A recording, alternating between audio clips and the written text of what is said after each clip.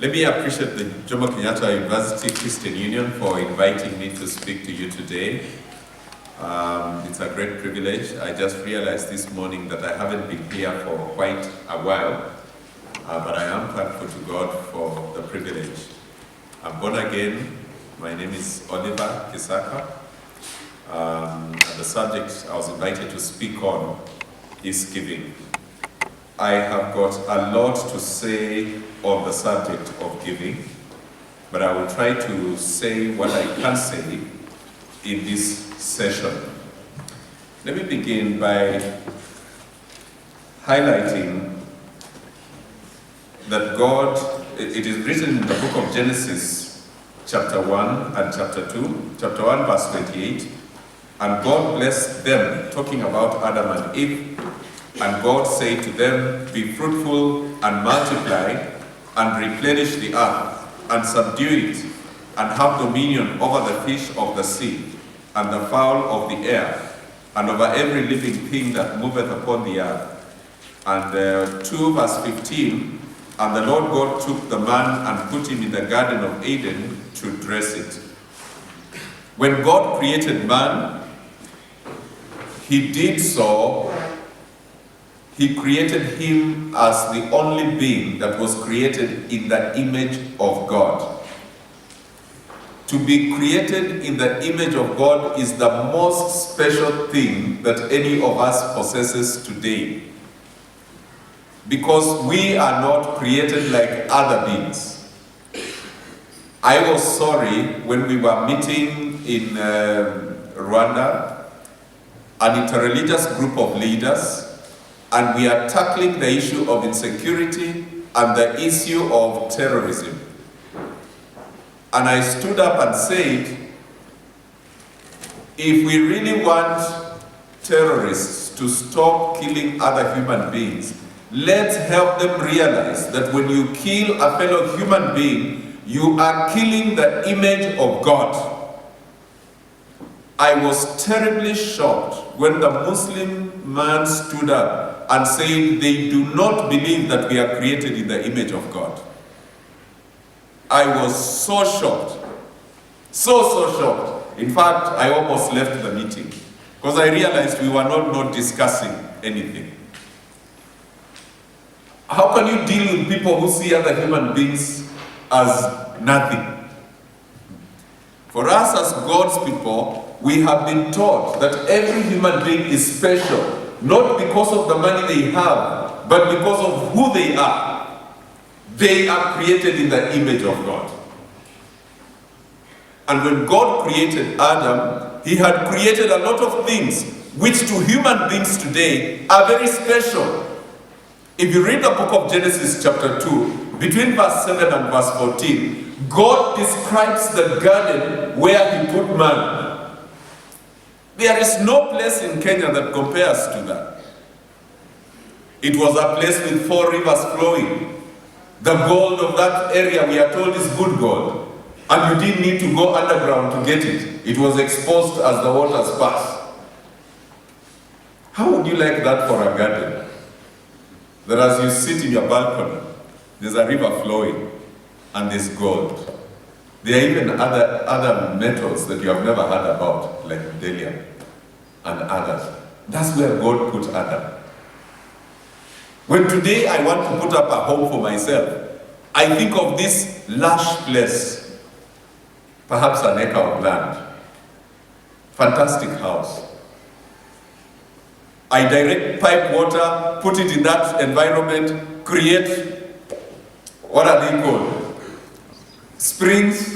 Who are the architects in the house? So that water can be going up and coming down. Human beings trying to imagine the creation of a nice environment for themselves. Adam did not need to imagine it. When God created him, he put him there. He thinks very highly about us. And he tells Adam and Eve, I have created all things in their magnificence, in their order, but I have created you to rule over them, to be in control, to have dominion, to take care of it.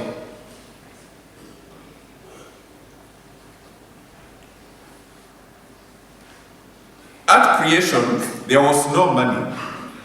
God did not create money. There were only persons, and they were created for two reasons. The first reason, to worship the Lord. To worship God. To worship God. No human being can be normal without worshiping God. It doesn't matter who they are. If you don't worship the living God, you worship something else. Human imagination about deity is miserable. There are fellows, I'm told, they imagine who God is. Their best idea of who God is, a cow. They worship cows. Their best imagination of who God is. Isaiah writes and says, foolish man goes out into the forest, cuts a tree, carries it on his shoulder, comes and hammers it with a hammer, and then falls down to worship it. You know, do you understand the folly of humanity? Some fellows discover a few things about God's life on earth. They call themselves philosophers. They declare themselves atheists. God's verdict. Somebody calling himself an atheist, declaring there is no God. Psalms 14 verse 1. The fool has said in his heart, there is no God. You see, if Oliver calls you a fool, you may escape. Because my judgment may be wrong. My friend, if God calls you a fool, if God concludes that you are a fool, you better kneel down, you better crawl and pray.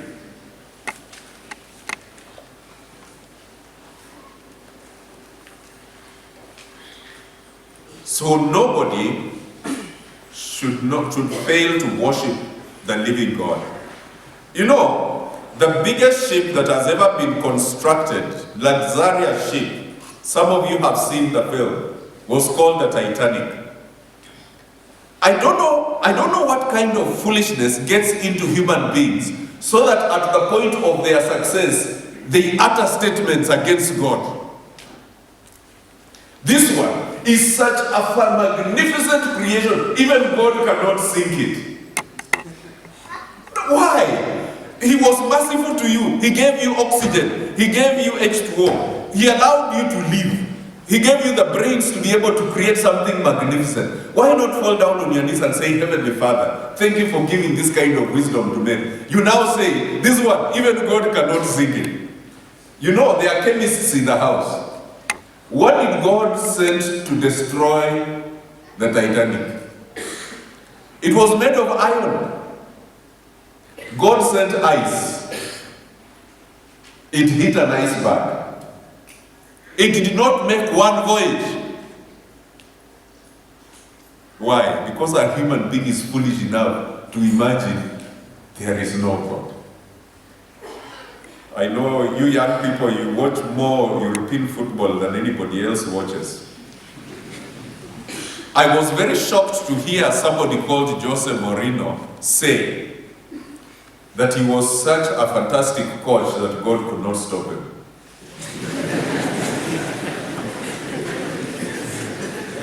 As we speak now, he is the coach of which team? I don't know whether you hear what I am saying. God created human beings to worship Him. Any human being that does not worship God is a fool. Is a great fool. If God does not allow your breakfast to pass in your neck, you'll be dead. It is that minute. Today you ate breakfast and it passed your throat because God allowed it. He created Adam to worship Him. But He also gave him a task. He said, till the land.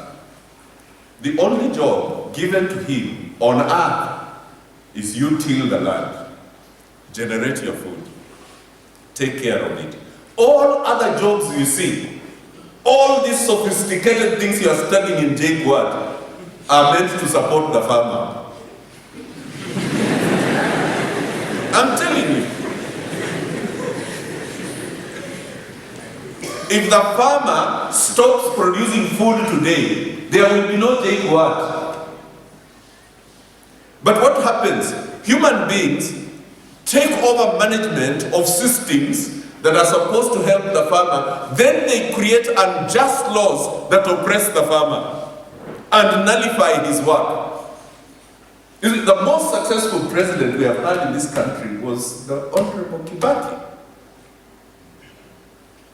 And it is because he recognized the value of the farmer. In his first year of presidency, he declared that every farmer who produces any food must be paid full money for what they produce. He cut off middlemen. If a farmer produces milk, they buy it at 9 shillings. They sell it at 18 shillings. Kibaki would ask, why? Why should somebody who never produced milk come in between, buy milk at 9 shillings, sell it at 18, make 9 shillings for no sweat? He says that man must be removed. Pay the farmer full 18 shillings. What happened? There was a lot of money in the village. What happened? Farmers could now buy soda, they could buy Blue Band, they could buy sugar. What happened? Industries, all industries in Kenya in Kibaki's time made profit. All of them, without exception. Even those that had been called moribund in the past. Because he understood economics. He understood that if you support the person who produces food, you will get the economy of Kenya moving. Friends, when we talk about giving, we are talking about sustenance. We are talking about survival. Adam was created to till the land. Farming still remains the most important job. It has been, through injustice, made less paying. It has not become less important. Today, there is no shortage of jobs in Kenya. There are enough jobs in Kenya. There is a shortage of integrity. Integrity is a problem. I have a farm right now. Last year I decided not to farm. Why? Because the previous year I farmed. And when I send money to the fellow I have employed, he thinks he's being very wise by diverting some of the money and not putting the fertilizer that is required. But I am also an economist. If I put in 10,000 shillings, I expect to get 20,000. If I put in 10,000 and I get 8,000, I understand that I have lost 2,000. Not even to mention his salary. So the next year he says, are we planting this year? I say, no, we are sucking. You did not understand that by being away, you are being employed. You had an opportunity to take care of this chance that I've given you to make me get a profit so that I can pay you and have some bread for myself. Now that you can't make, you are not clever enough.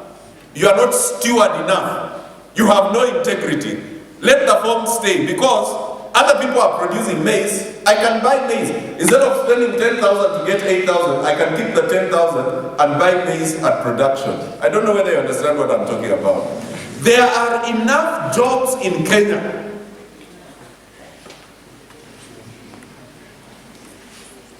The problem is that there's no integrity. Young people today have been taught that the most important thing is money. They are looking for money by hooks and by crooks.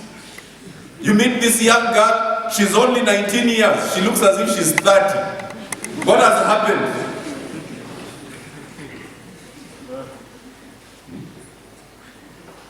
You meet this young man has been in university for the last 10 years, looking for money. Destroyed himself. Very important that you understand, God did not create money. Money was created as a means, as a convenience. In other words, farmers were doing well. So, this farmer has got 20 goats. He has eaten goats, he's tired. Somebody else is there, has potatoes. He has eaten potatoes, he's tired. The one with potatoes comes to the one with goats, says, look, how many potatoes do you need for me to have one of your goats? It's called barter exchange. And then they sit down and wonder, now, are we going to be carrying sacks of potatoes like this? If I want to eat a goat, I must go to Marsabit. Why don't we have a central market somewhere where Marsabit people can bring their goats and where Nyeri people can bring their potatoes? But if I bring my potatoes and the man from Marsabit has not come with his goats, what do I do? We give you a piece of paper that shows that you brought your potatoes. Equivalent to a lorry of potatoes, equivalent to 20 goats, equivalent to 5 loaves of bread. You know, the piece of paper, if you take the money, I don't know, some of you have never thought, you think money is gold. The money you have in your pocket is a piece of paper. It is like this one. It has actually been printed the way I printed. I printed these notes in the morning. It's just that I didn't print them to be legal tender. See? Yeah? And I'm not allowed to do so. Because there's a special company which is printing legal tender as we speak. It is printing paper, but that paper is different from this paper because that paper has been stamped and approved by the Kenyan government to stand for goods and services. So the money that you have is indicative of goods and services. It has no value in itself. And people need to hear that. Is a foolish man who steals 5 billion shillings from Kenyans and stashes it in a bank. He's extremely foolish. He does not understand that today, if a situation happened in Kenya, and God forbid it does, Kenya money can reduce value to zero. You know, those who are in the morning, I showed them. This is 200,000 Zimbabwe dollars. See? 200,000 Zimbabwe dollars. It can't buy you a sweet in Zimbabwe. You know, when I took this, Dr. Kimani, when I took this, I was actually being clever. I was thinking, Zimbabwe will recover and their money will get back. When it gets back, I will be 200,000 rich. So I said, let me keep it. But I have waited for a long time. Zimbabwe currency, as we speak, has been suspended. In Zimbabwe, you buy in dollars. You buy in yen, Chinese yen. When you go to a supermarket in Zimbabwe, they don't take Zimbabwe dollars. It is useless. So you imagine somebody had stolen 5 billion Zim dollars and kept them on his account. What does he have today? Nothing. It is really stupid, actually. Please, pardon me for using these strong words. This is the problem of corruption in Kenya. Somebody has been given money to help young people, stashes it away for themselves. For what? You can only drive one car at a time. You can only wear one pair of shoes at a time. You can only eat a quarter a loaf of bread at a time. You know, when you steal this money, keep it away, keep other people hungry who are supposed to be benefiting for it. Are you not foolish? Because the real wealth is land. The real wealth is gold, minerals created by God. The real wealth is you. You are the wealth. Take two parents. One of them decides to build houses, not educate his children. Another one sacrifices the houses, does not build any, educates his children. I can predict without closing my eyes. The one who educated his children will live in houses. The one who bought houses will bury his children.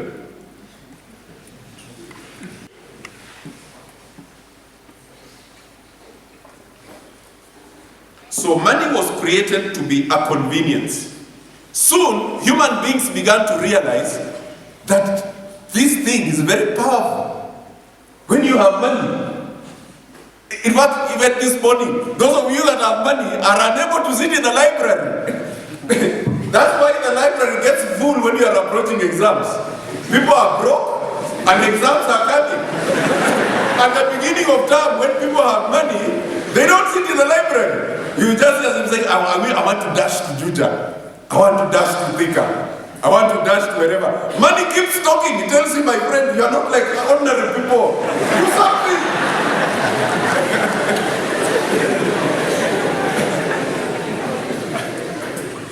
And that's how we treat each other. If you come and you don't have it, we despise you. We don't remember you are created in the image of God. This is legal tender. It represents goods and services, period. God created us, we created money. Now we, instead of worshiping the Creator, we are worshiping the money. And so God speaks in the book of Matthew chapter 6, verse 19 to verse 21. He says, do not lay up for yourselves treasure on earth, where moth and rust destroy. What does moth and rust mean? At the beginning of last year, the Kenya shilling was 85 to the dollar. There was a wise man who has done saving, and saving is a good principle. I'm not against saving. I'm not against saving 5 billion shilling if you have worked for it. I'm against stealing it, taking it away from other people. It is robbery. But the one who had 1 million shillings, and God bless him for his ingenuity, when it was 85 to the dollar, without writing a single check from his account, how much money did he have at the end of the year? Those who know. Equivalent to about 850,000. He had not used a single shilling from his account. The account is reading 1 million. The real value in the world is 850. Why? The dollar has risen from 85 to 105. The car you could have bought with that same million last year, you can't buy it now. You need to look for more money. And Jesus speaks and says, you human beings, what's wrong with you? Why don't you understand these things? He says, don't store it on earth where moth and rust destroy. He says, keep it in heaven. Because where your heart is, that's where your treasure is. You know, if you are here this morning, if by any chance you remember that the 5,000 shillings which you have, you did not keep it, you did not lock it in your box. If you remember that now, nobody can stop you here. You just wake up like you've been called by mobile phone and walk out, but we know where you are going is to ensure that the 5,000 shillings is not on the table. Because where your heart is, where treasure is, there your heart will be also. So Jesus, in this discourse, then declares and says, if your eye is single, then your whole body is full of light.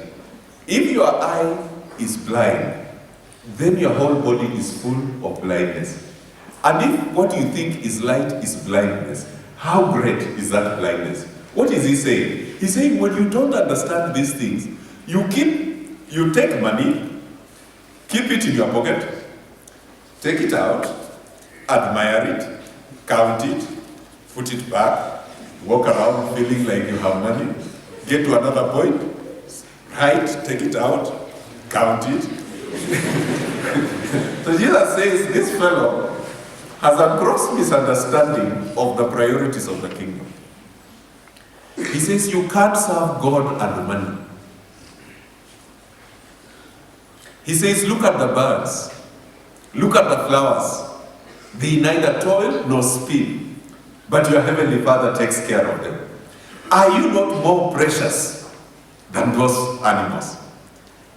So then he concludes by saying, seek ye first the kingdom of God and his righteousness, and all these other things that you seek shall be added unto you. The things which are important to you, believe me this morning, are important to God. Very important.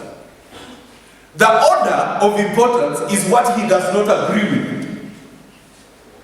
Your heart has long shifted from him to the money. I did not come to accuse you. I'm just preaching as a preacher. You may be doing your course you are doing because of money. Your real heart wanted you to play football, but you are told this one has money. And there's nothing wrong with positioning yourself to be able to function in a vibrant economy. I'm just saying, if your heart worships money, you will be a frustrated human being. How many billions can give you joy and peace? How many people, their children today are in court, and the lawyers are making sure the cases do not end? The father left them 750 million shillings. The lawyers have so far charged fees 250 million. And they are not stopping the cases because they are earning bread. And the people are still fighting. Why don't these foolish children stop and tell the lawyers, stop, withdraw the case? We have already lost 250 million. Divide between themselves. There are 15 of them. Every one of you gets 30 million. At least get something of our father's inheritance. They will get zero. Because everybody wants to have it all. Judas thought by selling Christ, he'd be rich. When Christ was hung on the cross, he held the 30 pieces of silver and they became too hot. Useless. What can this do? He no longer has need for bread. He no longer has need for houses. All those things became useless. He went to the temple, threw back the money, nobody wanted it back. He just hung himself. Seek first the kingdom. Redirect your thoughts. Why are you living? Why do you exist on earth? What is the purpose of your existence? Make sure that it is to honor God. That God comes first in everything you do. Let God take the precedence. Let him take the preeminence. You will be shocked that the things that matter to you matter to him. He thinks about you every day. You are alive today because of the grace of God. I am alive here purely because of the grace of God.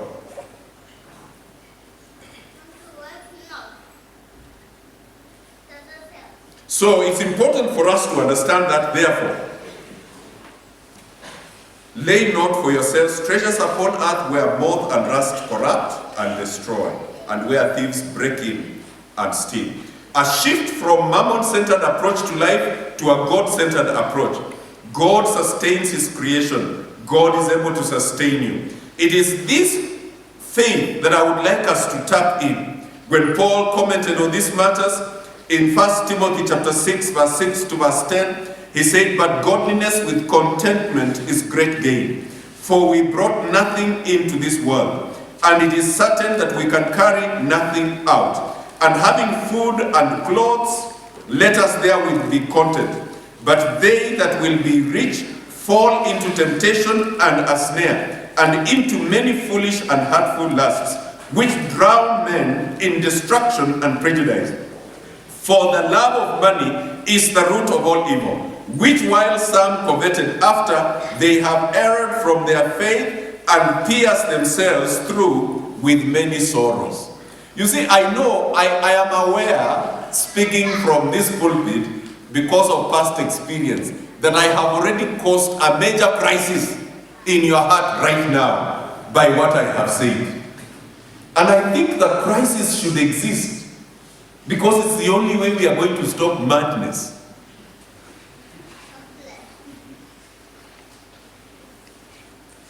What is the alternative approach?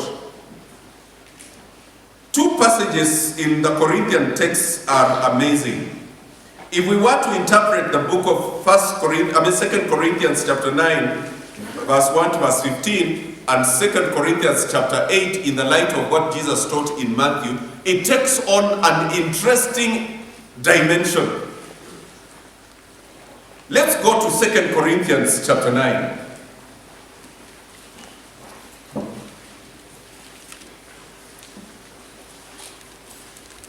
See, some people think, like the skit say, that when you come to church, we are coming to take away your money.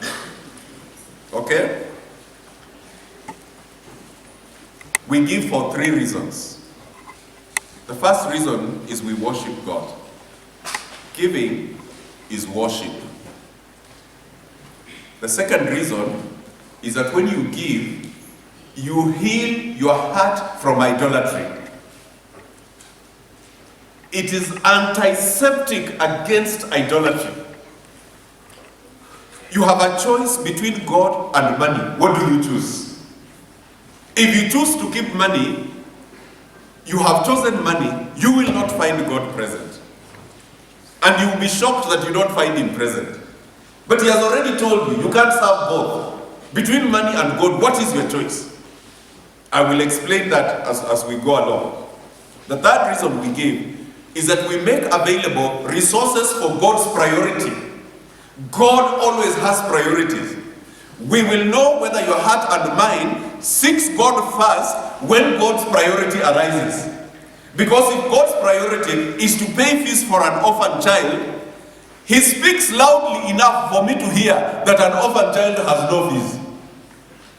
When he knows that I'm interested in buying a bicycle, he knows. He speaks loudly for me to hear. Like Isaiah overheard the Lord asking, whom shall we send? He speaks loudly enough for Isaiah to hear. And for Isaiah to be wise enough to say, here I am, Lord, send me. If he doesn't say it, another Isaiah will be found.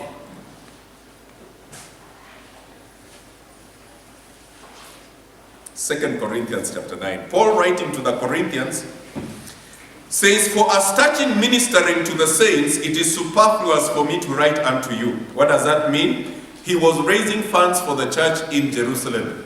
Because of extreme persecution, the church in Jerusalem had come to the point where all their sources of funds had been dried up and they needed support from other brethren.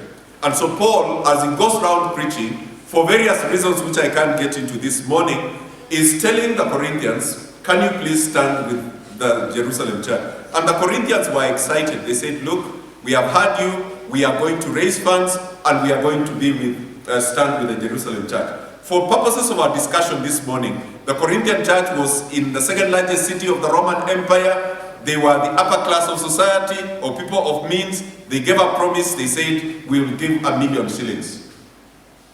They raised 100,000, gave him, and said the rest will come. Paul is very excited, leaves Corinth, so he says, and moves on to Macedonia. He says, for I know the forwardness of your mind, for which I boast to them of Macedonia, that Achaia, which is Corinth, was ready a year ago, and your zeal hath provoked many. He goes to Macedonia, and he tells them, can you imagine, we have just been to Corinth, and when I told them about the needs in Jerusalem, they took the matter so seriously. They are raising 1,000,000 shillings. They have even given me 100,000. Which church was the church of Philippi? Chapter 8, verse 1 to verse 5. This is what Paul says. He says, moreover, brethren, we do you to wit of the grace of God bestowed on the churches of Macedonia. How that in a great trial of affliction, the abundance of their joy and their deep poverty abounded unto the riches of their liberality. Poverty is a temporary condition of absence of Kenya shillings in the pocket. Okay? Kenya shillings are generated by people like us, created in the image of God. The fellow who is the president today, His Excellency the President, has exactly, sorry about that, I did not mean to be careless in my speech. His Excellency the President has exactly the same brain, the same nose, the same mouth, the same hands, the same feet, like ours. Been to school, like we have been to school. So the fact that you don't have Kenya shillings doesn't mean you can't be the president. Why? Because there's a common factor. That common factor is that both of you are created in the image of God. You have dignity. You have inherent dignity irrespective of how much money you have in your pocket. It doesn't matter whether you come from a poor background or a rich background. If because you come from a rich background, you despise the poor, sorry for my strong language this morning, you are acting foolishly. You are dealing with a human being who is created in the image of God. Today, they don't have shillings. Tomorrow, they will be the owner of that company that is creating a product that has never been seen in the world. And you will be ashamed talking to them because when you had money, you despised them. And Paul says, the Macedonians, in great trial and affliction, the abundance of their joy, their deep poverty, abounded unto the riches of their liberality. For to their power, listen to this, for to their power I bear record, and beyond their power they were willing of themselves, praying us with much entreaty that we would receive the gift and take upon us the fellowship of the ministry to the saints. What does he mean by that? Paul said, dear people, when I was sharing with you about the Corinthian story, I was not sharing so that you give me money. I know you are in difficult situations. I know you are going through trial. So, it was not because I wanted money. Please, just keep it. They said, Paul, who do you take us to be? Why do you call us the poor? Why do you call us the below the poverty line? Don't you realize we are created in the image of God? Don't you realize we have received the grace of God that has come to us through Jesus Christ? Don't you realize that we also work and can give? Africa needs great healing, and I pray young people like yourselves are going to take a different approach to this country.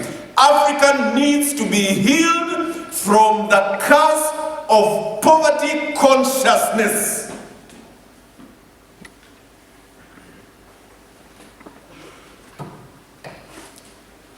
A thousand of you seated here.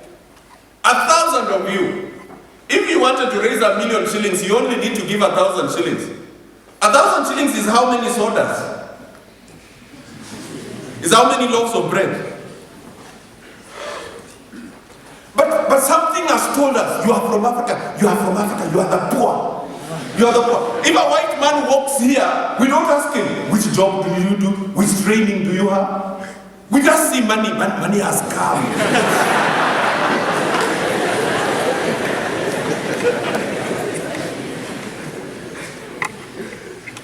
Poverty mentality.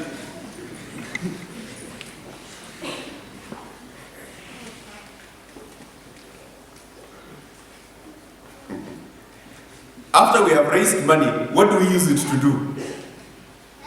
To buy shoes of 7,000 shillings? To buy skirts of 10,000? To buy useless things, things which can be eaten by rats.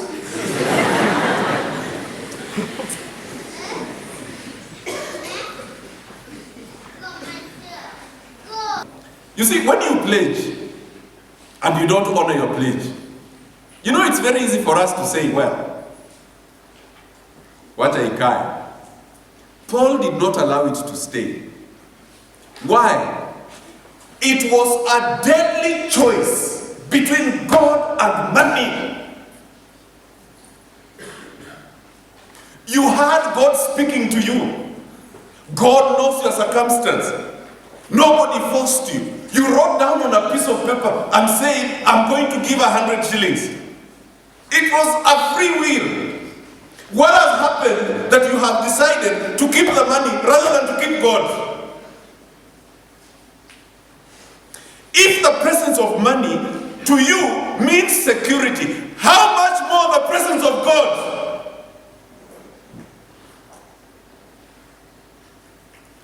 How come when we have money in our pocket, we swing around with confidence?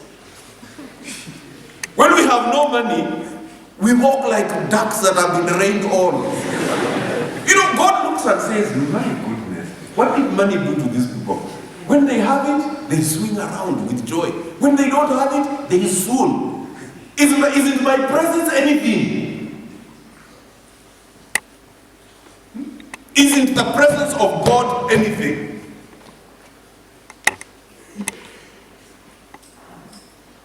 So Paul says, we will not let it go, because if we let it go, it will kill you. If you choose money over God, you will die. You'll be like Ananias and Sapphira. It will kill you. So what should you do? Jesus teaches us and says, please, learn the art of how to transfer your treasure from earth to heaven. How do you do that? Always put God first. How do you do that? That is what Paul is explaining here. In verse 6, he says, if you sow sparingly, you will harvest sparingly. If you sow bountifully, you will harvest bountifully.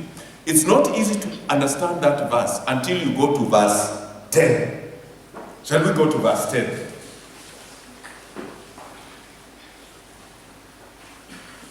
Now, he who supplies seed to the sower, he who supplies seed to the sower. Now, as I stand here now, he who supplies seed to the sower, that clause is in present continuous tense. It means, as I stand here, he has supplied, and he is continuing to supply. We are alive because of the grace of God.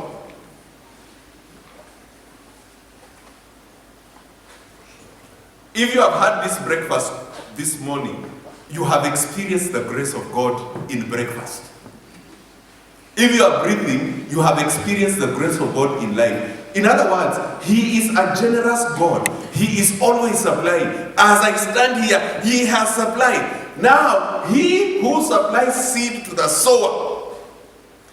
When he writes this, he says he supplies seed. He doesn't say to the doctor, to the teacher, to the mechanic. He uses a noun that contains the expectation of what should happen when the seed is received. The sower could be a doctor, the sower could be a teacher, the sower could be a preacher. In other words, he supplies you with seed.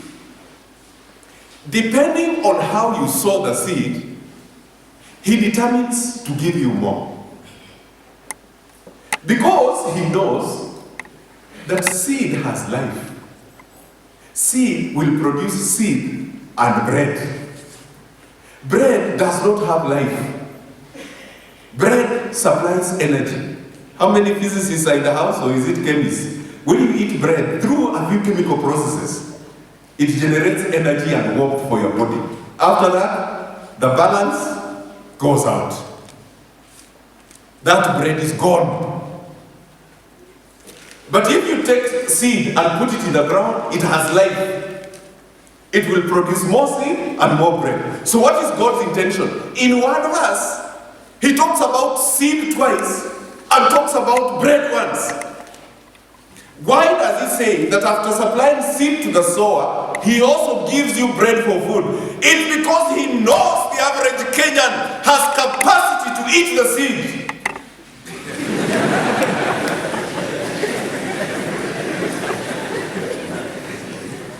We are in the habit of eating the seed. And we rationalize. We smash the bread. After we are through with the bread, we negotiate about the seed. And God is saying, wait a minute. I thought these are university graduates. What about seeds don't they understand? And so, in inviting us to give, I want you to listen to this very carefully. The corruption that is in this country right now tells us, give so that you may get rich. It is not true. Why do we give? It is because he has already given. As I stand here, I already have.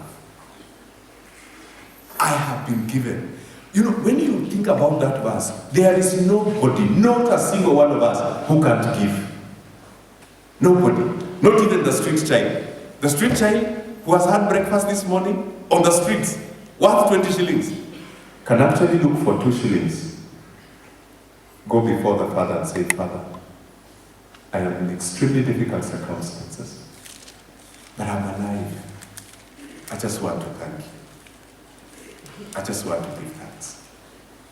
I just want to give thanks. Giving is an opportunity for worship. It's an opportunity to give back to the supplier. It's an opportunity to give thanks. And amazingly, he links giving to righteousness. Will enlarge the harvest of your righteousness. People who give, people who prioritize God in their lives, have much less problems than people who don't. People who get tempted to steal money, get tempted to steal because they think money can protect them. People who give to God have long learned to give thanks to God as their sustainer. They never need to steal.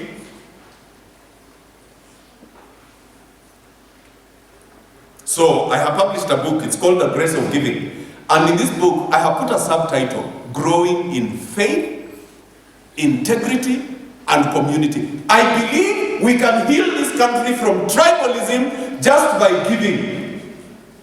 Because you get back connected back to the Father. You don't need a tall relative to do anything for you. The Father is your tall relative. Okay, having seen that, we are almost. Okay, let's now go to verse 6. The others, this is the most critical. If you understand this one, you will now make sense of the rest. Verse 6. He says this, therefore, Paul is urging the Corinthians not to fall back on their willingness. Why? Because their willingness is an opportunity for them to sow seed. God has given to you, give it back. It is being sown in the kingdom. Why? Because there are kingdom priorities. There is business God is doing. We say we are very clever, but it's God's provision. He has put another law called friction. Friction is the reason you can walk. You see people walking as models around because of friction. It is a principle of God. When it comes to dealing with money, God supplies wisdom. He says, when God has blessed you, if you sow sparingly, you will harvest sparingly. If you sow bountifully, you will harvest bountifully.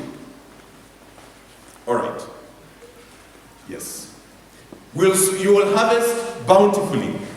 This is the principle that is at work. This is God's responsibility. Verse 7. What is your responsibility? Verse 7. Every man as you have decided in your heart.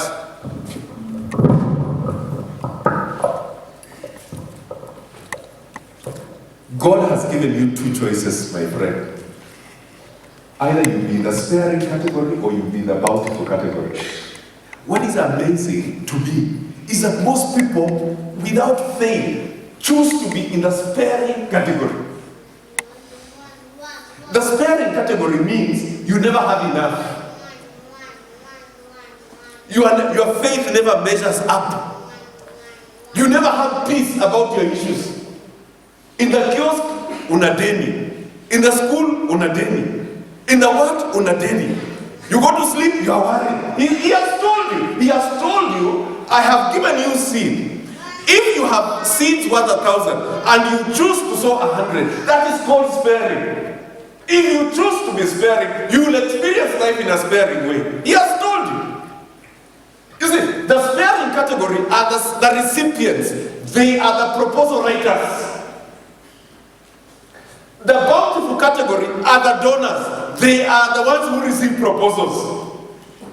Now, which category would you like to be in? The category that writes proposals or the category that receives proposals? Jesus said, if your eyes can see. I want to, even when you read chapter 9, verse 10, he says, when you sow, he will increase your store of seed. Why? He is trying to shift you and me from the category of recipients to the category of donors. His grace, all the time, he's supplying because he hopes that we can get transformed. When we need instruments, send the chairman to the US. Why? Who is he going to meet in the US? Are they not farmers like us? Teachers like us? Students like us? Why do you think the students of Harvard CU should raise money to send it to J Quad CU? Why? Why should students of J Quad CU raise money and support Harvard CU? It is this self-defeating mentality that we have brought on ourselves that destroys the blessing of God in our lives, causes us to be untrustworthy with resources, takes us in the direction of idolatry, makes us depend on money instead of depending on God. So the problem is not God. God is able to do what? To make all grace abound towards you. This verse was extremely significant to me. That he asks you to give money, but when he responds with more grace. Grace is a much stronger currency than Kenya shillings, than dollars, than pounds. Grace, when you enter Uganda, it produces Uganda shillings. There will be cases where what you are looking for is food. You don't need money. God gives you food. What you are looking for is transport. God gives you transport. God will command somebody to buy you an air ticket whom you don't know. What you wanted is transport.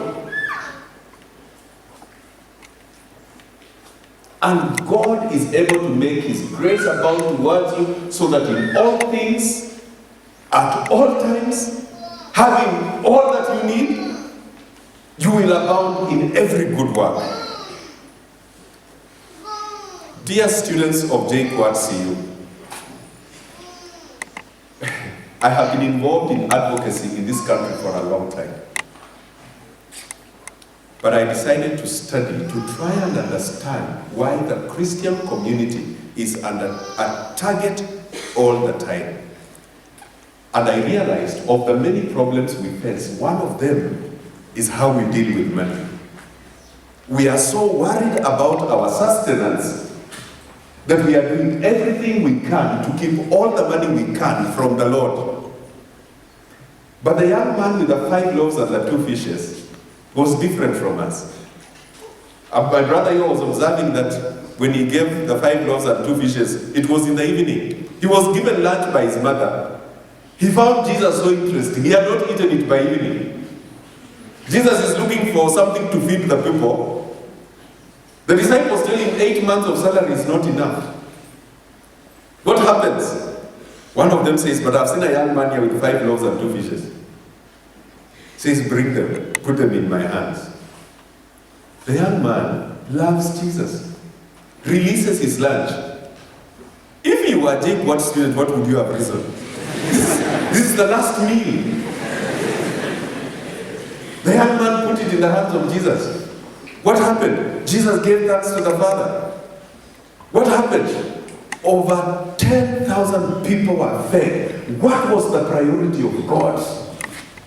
The priority of God at that hour was to feed the people. How was he going to feed the people? He was going to use resources that are available among the people. Only one young man was willing to release his loaves and his fish. How many baskets did he carry home? 12.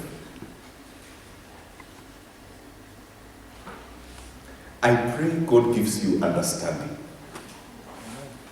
God bless you.